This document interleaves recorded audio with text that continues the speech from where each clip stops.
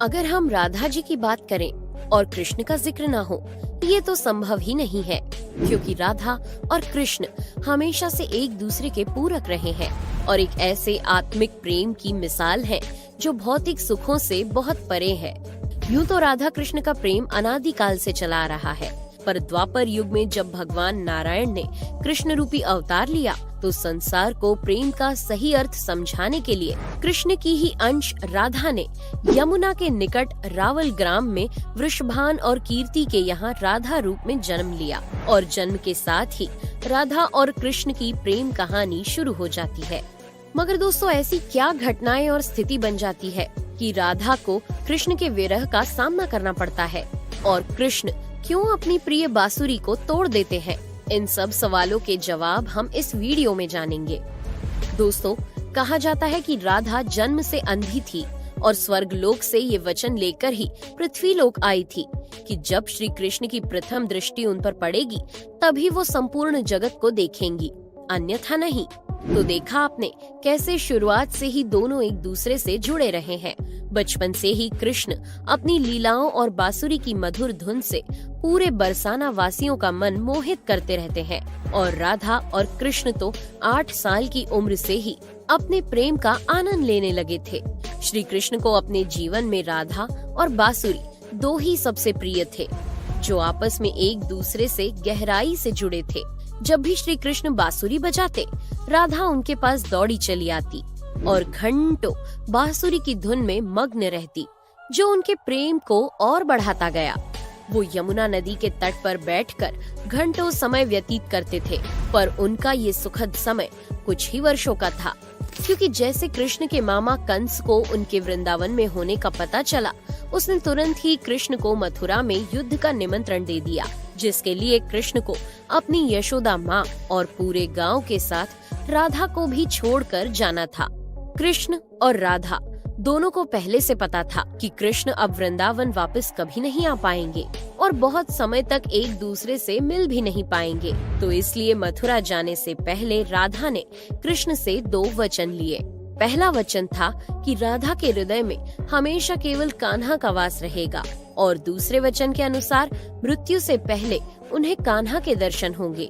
परंतु इन वचनों को देने के बाद श्री कृष्ण को पता था कि राधा उनके विरह में बहुत विलाप करेंगी, तो राधा हमेशा खुश रहे, इसके लिए श्री कृष्ण ने भी राधा से वचन लिया कि राधा को कृष्ण की याद में अब एक भी अश्रु नहीं बहाना होगा। ये वचन लेने के बाद श्री कृष्ण मथुरा की ओर बढ़ जाते हैं और राधा वृंदावन में ही रह जाती है, जिसके बाद से राधा का वर्णन बहुत कम ही मिलता है। इसके बाद कृष्ण ने मथुरा जाकर कंस का वध किया और अपने माता पिता देवकी वासुदेव को मुक्त कराया और फिर उन्होंने मथुरा से आगे बढ़कर प्रजा की रक्षा के लिए द्वारका नगरी की स्थापना की, जिसके बाद से उन्हें द्वारकाधीश कहा गया।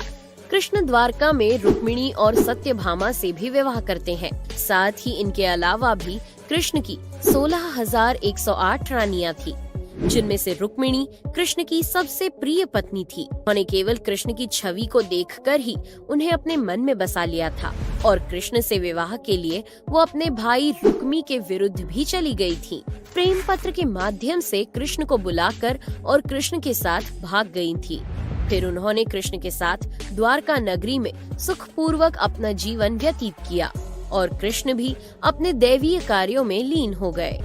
दोस्तों, आजकल तो हम भौतिक विवाह को ही सच्चे प्रेम का माध्यम मानते हैं, पर राधा और कृष्ण तो एक ऐसी मिसाल है जिन्होंने तो कभी विवाह ही नहीं किया, केवल अपने मन और हृदय से एक दूसरे को प्रेम किया और उसी सच्चे प्रेम से एक दूसरे से हमेशा बंधे रहे।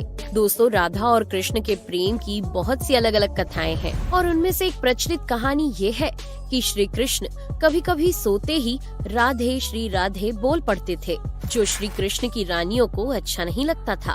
तो एक बार रुक्मिणी ने श्री कृष्ण से कहा कि हे प्रभु, प्रेम तो हम सब भी आपसे करते हैं, पर ऐसा राधा जी में क्या है जो आप सोते हुए भी उन्हें याद करते हैं? तो कृष्ण बोले, तुम एक बार राधा से मिलाओ, फिर तुम्हें खुद ही पता चल जाएगा और उनके लिए कुछ लेते हुए भी जाना।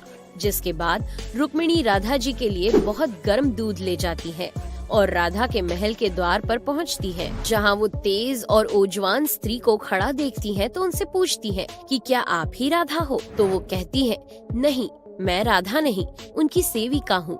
राधा रानी तो 7 द्वार के अंदर मिलेंगी। तो रुक्मिणी जी 1-2 करके ऐसे सभी द्वारों को पार करती जाती हैं। दोस्तों, जब वो राधा रानी के कक्ष में पहुंचती है तो उन्हें पता चलता है कि राधा कई रातों से कृष्ण नाम जपते हुए जागती रही हैं और अभी ही उन्हें निद्रा आई है।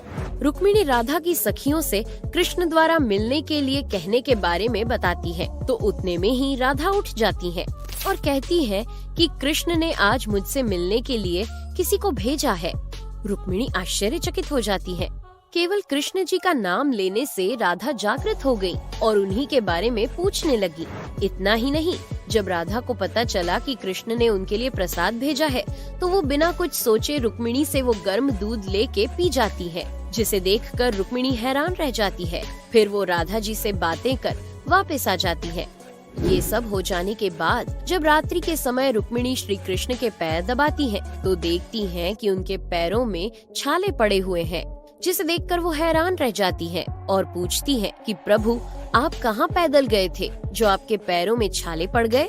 तो श्री कृष्ण बोले, आपने गलती से राधा जी को गर्म दूध पिलाया था, जो राधा एक ही बार में पी गई थी, जिससे उनके हृदय में छाले पड़ गए हैं और उनके हृदय में हमेशा मेरे चरण कमल विराजमान रहते हैं, जिससे मेरे पैरों में भी छाले पड़ गए। तब फिर रुक्मिणी को राधा और कृष्ण के प्रेम की पराकाष्ठा का पता चलता है कि प्रेम शरीर से नहीं, आत्मा से होता है, जो हमेशा राधा के हृदय में कृष्ण के चरण कमल के रूप में विराजमान रहता है। एक कथा में आता है कि ब्रह्मा जी ने पृथ्वी लोक आकर वृंदावन में पहले राधा और कृष्ण का विवाह करवाया था, पर इसके बारे में ज्यादा जानकारी नहीं है।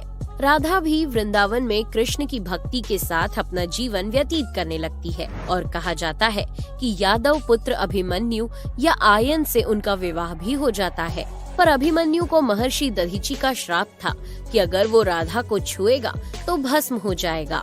इस प्रकार राधा विवाह के पश्चात भी कृष्ण के प्रेम से स्वतंत्रता पूर्वक जुड़ी रहती है। बहुत वर्षों बाद जब राधा अपना वैवाहिक जीवन बहुत अच्छे से निभा लेती है, वो समस्त जिम्मेदारियों से मुक्त हो जाती है, तो फिर वो कृष्ण के पास द्वारका आती है।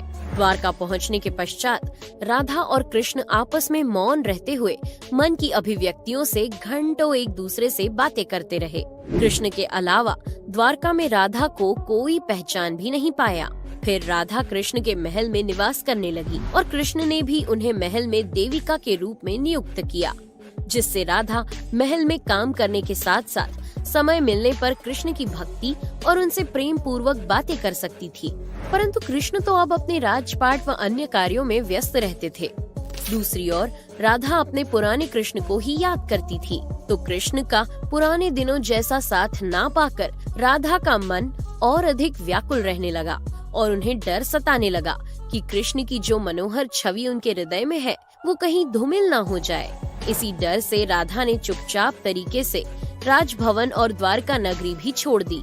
जिसके बाद ऐसे ही कुछ समय और बिताने के बाद जब राधा का अंतिम समय पास आने लगा, तब उन्होंने कृष्ण का स्मरण कर उन्हें अपने वचन की याद दिलाई। राधा के स्मरण करते ही कृष्ण वहाँ दौड़े दौड़े चले आए, परंतु राधा की अत्यंत दयनीय स्थिति देखकर वे अत्यधिक भावुक हो गए और उन्होंने राधा से अंतिम समय में कुछ मांगने को कहा, जिस पर राधा ने उनके सामने एक ही इच्छा प्रकट की थी कि वो अपने जीवन के अंतिम क्षणों में कृष्ण का वही रूप देखना चाहती है जैसा वो वृंदावन में देखा करती थी। वो उन्हें वही बांसुरी की मीठी धुन बजाते हुए सुनना चाहती है। दोस्तों, राधा का बस इतना कहना था कि कृष्ण ने अपनी बांसुरी उठाई और वही मीठी धुन बजाने लगे और बांसुरी बजाते हुए कृष्ण और उनकी धुन सुनती राधा दोनों के ही आंखों से प्रेम के आंसुओं की धारा बह रही थी। इतना ही नहीं, बांसुरी की मीठी धुन सुनते सुनते ही माता राधा ने उनके सामने प्राण त्याग दिए, जिसके बाद उनकी मृत्यु से कृष्ण इतने विचलित हो गए थे